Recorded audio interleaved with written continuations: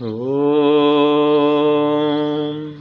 सुषारथिरश्वानि वयन्मनुष्यान्ने नीयते भीषुभिर्वाजिन इव हृत्प्रतिष्ठं यदजिरं जविष्ठं तन्मे मनः शिवसंकल्पमस्तु। ये सत्यार्थ प्रकाश के 7वें समुल्लास में प्रार्थना विषय का 8वां मंत्र है। और रात्रि में जब शयन करते हैं तो भी इस मंत्र को पढ़ने का ये विधान है। ये भी उसका अंतिम मंत्र है। तो इस मंत्र के अर्थ में स्वामी दयानंद क्या कहते हैं? हे सर्वनियंता ईश्वर, जो मेरा मन रस्सी से घोड़ों के समान अथवा घोड़ों के नियंता सारथी के तुल्य मनुष्यों को अत्यंत इधर उधर डुलाता है, जो हृदय में प्रतिष्ठित, गतिमान और अत्यंत वेग वाला है, वह सब इंद्रियों को अधर्माचरण से रोक के धर्म पथ में सदा चलाया करे, ऐसी कृपा मुझ पर कीजिए। ये स्वामी जी का लेखन है, कथन है इस मंत्र के संदर्भ में। तो अब हम विचार करते हैं कि जो मन है कैसा है। तो यहाँ पर कहा यदजिरम, जो कभी बूढ़ा नहीं होता है, हमेशा जवान ही रहता है। शरीर बूढ़ा होगा लेकिन मन बूढ़ा होता नहीं है। और कहाँ रहता है? हृदय प्रतिष्ठम, हृदय में रहता है। तो मन का निवास कहाँ पर है? हृदय में है। आत्मा के साथ जुड़ के रहता है। वो आत्मा का मुख्य सेवक है। इसको बोलते हैं अंतःकरण। करण माने साधन। मन है, अहंकार है, बुद्धि है, ये सब अंतःकरण है। मन, बुद्धि, चित्त और अहंकार। तो मन और चित्त दोनों एक ही है, नाम दो केवल अलग अलग है। तो ये आत्मा के अंतःकरण, आंतरिक साधन है कार्य करने के ये सभी। तो अगर मन को वश में नहीं करेंगे तो ये मनुष्य को बंदर की तरह नचाता है।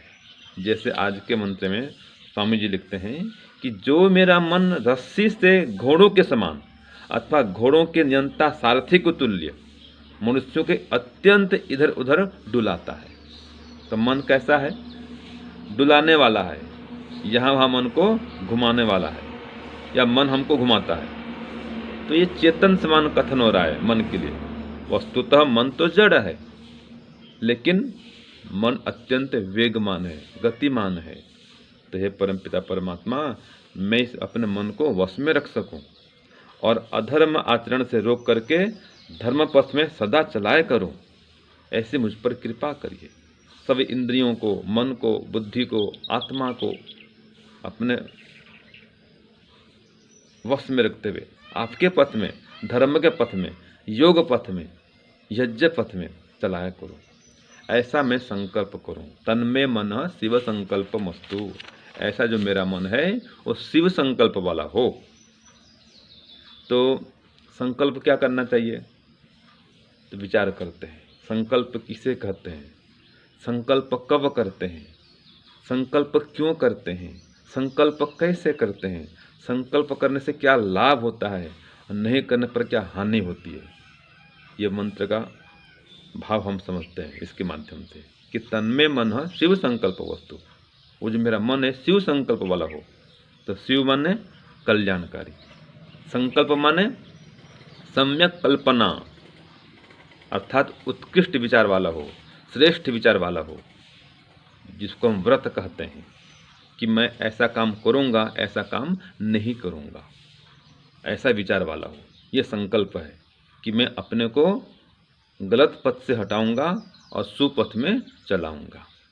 ये संकल्प होना चाहिए। सम्यक कल्पना, उत्तम कल्पना, श्रेष्ठ विचार, उत्कृष्ट विचार, ऐसा करना है, ऐसा नहीं करना है।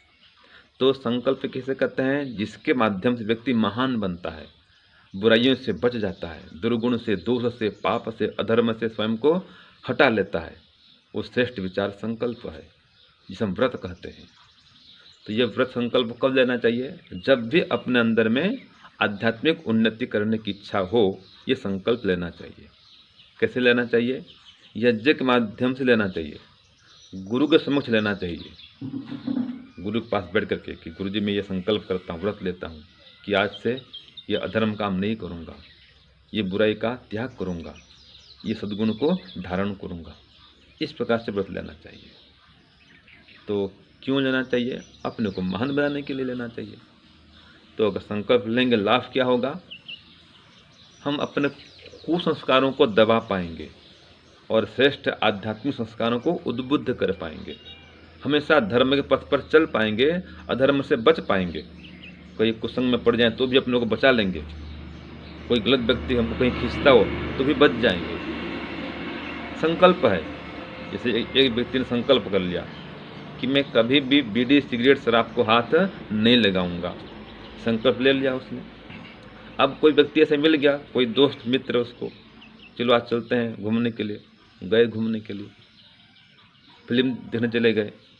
अब आते समय चलो चलते हैं होटल में, खाना पीना किए, फिर बोलते चलो एक पीते हैं सिगरेट। तो ये कहता नहीं मुझे सिगरेट नहीं पीना है, संकल्प है मेरा है। कोई कहता है चलो चलो कुछ शराब पीते हैं, वो कहता है नहीं मुझे शराब नहीं पीना है, ये मेरा संकल्प है। तो संकल्प वाला व्यक्ति बच जाता है। तो ये शिव संकल्प होना चाहिए, कल्याण करे संकल्प, जिसमें व्यक्ति धर्म पथ पर आरूढ़ हो। तो धर्म क्या है? जिससे अपना भी भला हो और सबका भला हो, वो धर्म है। किसी की हानि कभी भी नहीं हो, ये धर्म है। जिसमें इस लोक में और परलोक में हमें सुख मिले जिस कर्म के माध्यम से, वो धर्म है। या तो अभ्युदय निःश्रेष्ठ सिद्धि सधर्म, जिसके माध्यम से हमारा ये जीवन और अगला जीवन उत्कृष्ट बने, महान बने, सुख शांति को देने वाला हो। ऐसा जो कर्म है वो धर्म कहलाता है। दान है, सेवा है, परोपकार है, यज्ञ है, हवन है, ध्यान है, उपासना है, स्वाध्याय है, सत्संग है, ये सब धर्म है। तो इस प्रकार से हम धैर्यपूर्वक धर्म को धारण करें। धर्म ही सब सुख का मूल है। तो ये संकल्प होना चाहिए कि मैं सदैव धर्म के पथ पर चलूँगा, अधर्म पथ पर कभी भी नहीं चलूँगा। और अगर ये संकल्प नहीं करेगा, हानि क्या होगी? कभी उसका उत्थान नहीं हो सकता है, वो नीचे नीचे पतन को प्राप्त होते रहेगा, फिर दुख सागर में वो डूबते जाएगा, जन्म मरण बंधन में पड़ते जाएगा। कुसंस्कार से कोई या कुसंस्कार को कभी नष्ट नहीं कर पाएगा, कुसंस्कार से ऊपर उठ नहीं पाएगा, शुभ संस्कार को जागृत नहीं कर पाएगा, यह हानि होगी। तो इसलिए मन को संकल्पवान बनाए।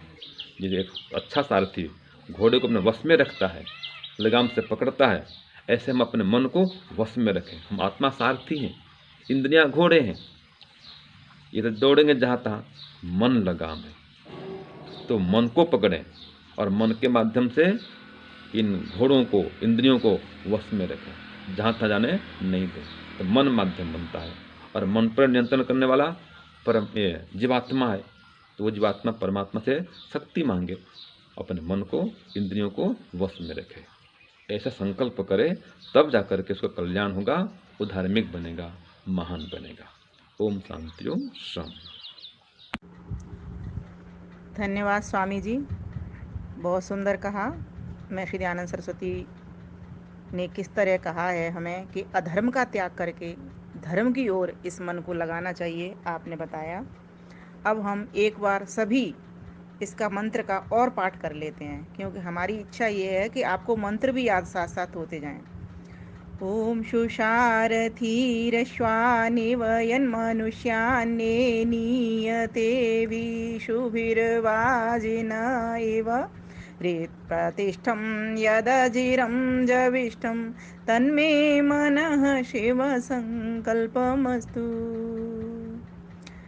ज्यों घोड़ों को बांध सारथी रथ का वेग बनाता है, रथ का वेग बनाता है, वह मन मेरा भी मुझको त्यों इधर उधर ले जाता है, इधर उधर ले जाता है। सदा प्रतिष्ठित मानव मन में, सदा प्रतिष्ठित मानव मन में युवा तीव्र वेग वाला, संकल्पों से भरा रहे मन, कभी न हो पाए काला, कभी न हो पाए काला।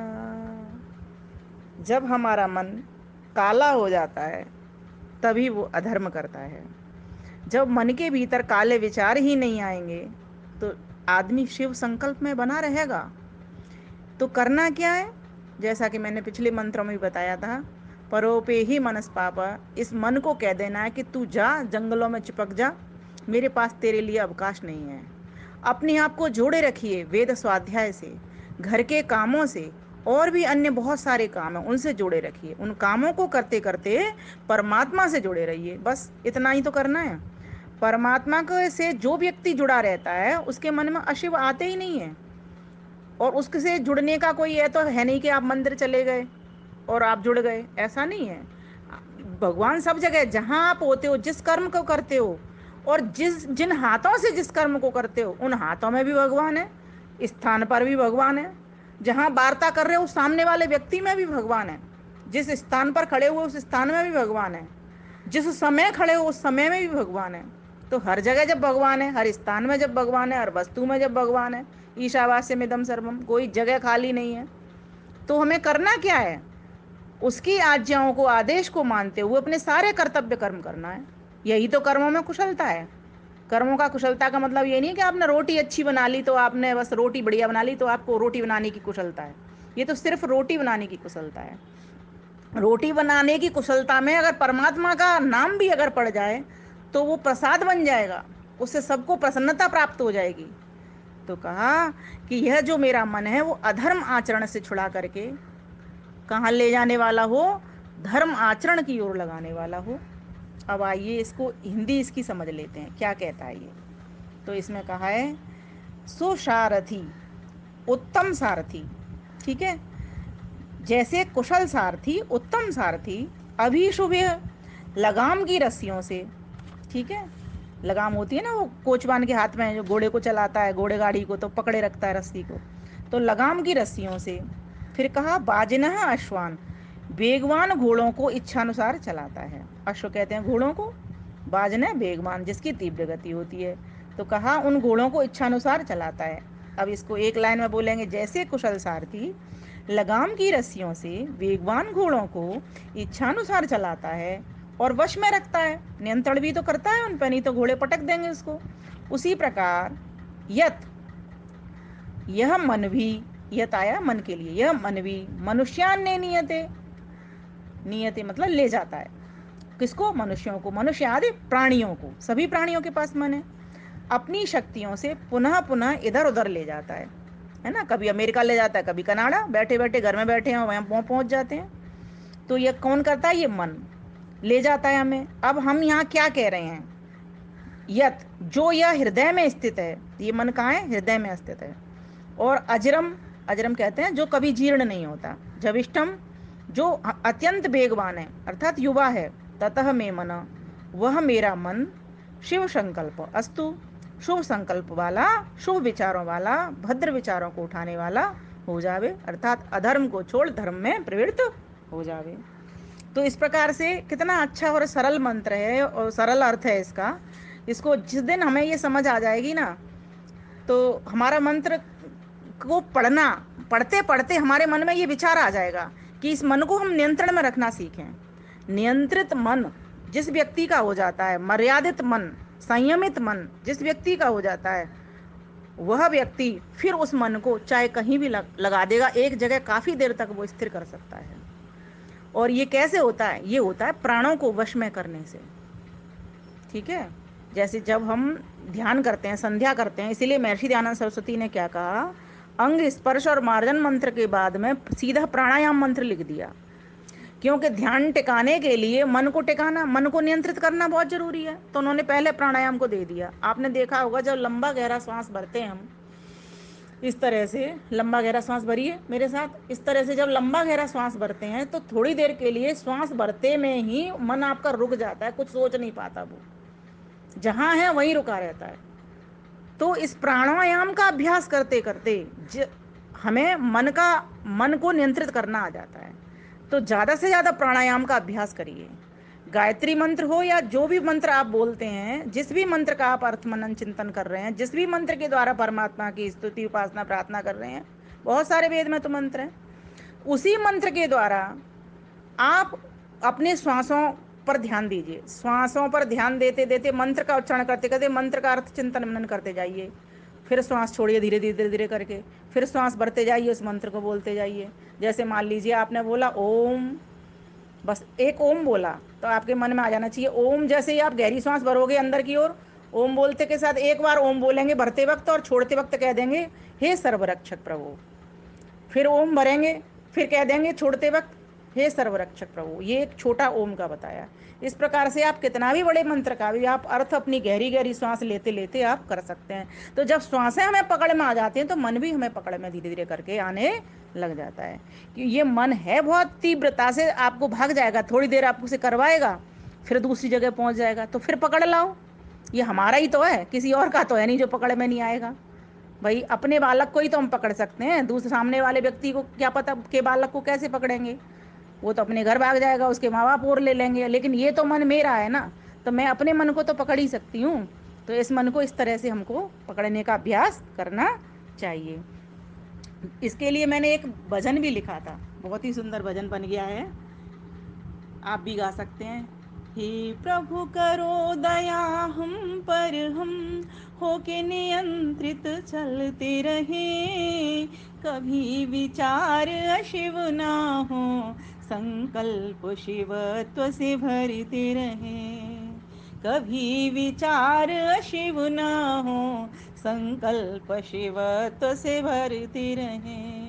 हे प्रभु करो दया हम पर, हम होके नियंत्रित चलते रहे, कभी विचार अशिव ना हो, संकल्प शिवत्व से भरते रहे। कोच कोचवान बन यह मन मेरा, इधर उधर ले जाता है, जो घोड़ों को बांध सारथी रथ का वेग बढ़ाता है। कोचवान बन मन यह मेरा, इधर उधर ले जाता है, जो घोड़ों को बांध सारथी रथ का वेग बढ़ाता है। भरोसा है सर्वनियंता, कस लगाम तब बढ़ते रहे, हे प्रभु दया करो हम पर, हम होके नियंत्रित चलते रहें। इसकी तर्ज बन रही है गाए जा भगवान की महिमा गाए जा। हे प्रभु करो दया हम पर, हम होके नियंत्रित चलते रहें, कभी विचार अशिव ना हो, संकल्प शिवत्व से भरते रहें। हे प्रभु करो दया हम पर, हम होके नियंत्रित चलते रहें। फिर आगे कहा, हे कभी न भटके कभी न पटके, हर अधर्म से हमें बचाना। बोलिए, कभी न भटके कभी न पटके, हर अधर्म से हमें बचाना। पाप वासना दुराचार और दुह दोषों से दूर हटाना। पाप वासना दुराचार और दुह दोषों से दूर हटाना।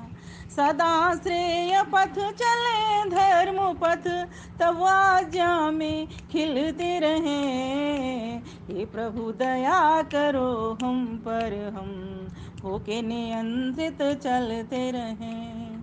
हे प्रभु करो दया हम पर, हम होके नियंत्रित चलते रहें। समझ तीव्रता गति हम मन की, इससे लाभान्वित होवे। समझ तीव्रता गति हम मन की, इससे लाभान्वित होवे।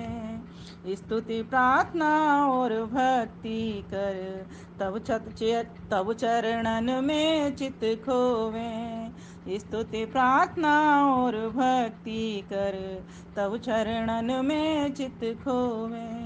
दो हमको आशीष विमलिया, तब करुणा में ढलते रहें। हे प्रभु करो दया हम पर, हम होके नियंत्रित चलते रहें। हे प्रभु करो दया हम पर, हम होके नियंत्रित चलते रहें, होके नियंत्रित चलते रहें। जब हमको यह समझ आ जाती है कि मन का स्वभाव क्या है, न्याय दर्शन में एक सूत्र आता है, मनसो ज्ञानस्य भावो भाव एव वा। ज्ञान होना और ज्ञान न होना ये मन का लक्षण है। अर्थात एक काल में एक वस्तु का ज्ञान होना और दूसरी का न होना, यह मन का लक्षण है। या यूं कहिए कि दो ज्ञानों का एक ही काल में नहीं होना, एक समय में एक साथ दो ज्ञानों का नहीं होना, ये मन का लक्षण है। मन ने तो किसी न किसी वस्तु को एक समय में पकड़ना ही है। तब इस मन से क्या कहो, तब इस मन से कहो, भैया तुमने तो किसी वस्तु को ग्रहण करना ही है, तब फिर नासवान संसार की वस्तुओं को क्यों पकड़ते हो। उसको अविनाशी को, शुद्ध बुद्ध निर्मल को, ब्रह्म तत्व को क्यों न ग्रहण कर लो, जिसके ग्रहण कर लेने से फिर शेष कुछ भी ग्रहण करने योग्य नहीं रहता। यह संसार तो परिवर्तनशील है, इस परिवर्तनशील संसार में सार वस्तु केवल आत्मा ही है। बाकी सारा आकाश वायु अग्नि जल पृथ्वी ही इसका पसारा है, और यह सब नाश होने वाला है। कहिए, जिस सुंदर रूप पर तू मुग्ध हो रहा है, जिस स्वादु भोजन के पीछे तू लार टपका रहा है, जिस मधुर सुरीली स्वरी लहरी पर तू कान रखे हुए है, जिस कोमलता के लिए तू हाथीवत उन्मुक्त हो रहा है, जो सुगंध तुझे भंवरे की बात मृत्यु का घास बनाना चाहती है, ये तो सब पांच भूतों की सृष्टि है और कुछ भी नहीं। ये अभी है और अभी थोड़ी देर में इसका रूपांतर हो जाएगा। कल मैंने बताया था रूपांतर कैसे हो रहा है, अपने शरीर में देख सकते हो। अपने फोटो देखिए, सुबह बचपन का देखिए और अब का देखिए, फिर मिलान करिए कैसे बदल गया ये। और अब जो है वो भी नहीं रहेगा, वो भी धीरे धीरे करके बाल सफ़ेद हो गए, आंखों से दिखाई नहीं दे रहा है ना, कमर टेढ़ी हो गई, कमर से ध्यान करने बैठा नहीं जा रहा। कई लोग ये कहते हैं ना, अभी क्या है, अभी तो हमारे खाने पीने की उम्र है, कर लेंगे भगवान की भक्ति, जब बुढ़ापा आएगा तो पता है बुढ़ापा आए ही ना। कुछ पता है किसी को बुढ़ापा आएगा कि नहीं आएगा। जिस तरीके का आज माहौल देख रहे हैं हम, ये कोरोना की महामारी से कई लोग जा रहे हैं, और भी अनेक कैंसर जैसी बीमारियों से लोग जा रहे हैं, हार्ट अटैक जैसी बीमारियों से जा रहे हैं। हमको पता है क्या कि आगे क्या होने वाला है, इसीलिए वर्तमान को पकड़ लो। ये वर्तमान में अच्छा वर्तमान ही अच्छा भूतकाल बनाएगा, और अच्छा वर्तमान ही अच्छे भविष्य की ओर ले चलेगा। इसीलिए इस मन के द्वारा क्या पकड़ो, जिसमें परिवर्तन नहीं होता, आत्मा में कभी परिवर्तन नहीं होता, परमात्मा में कभी परिवर्तन नहीं होता।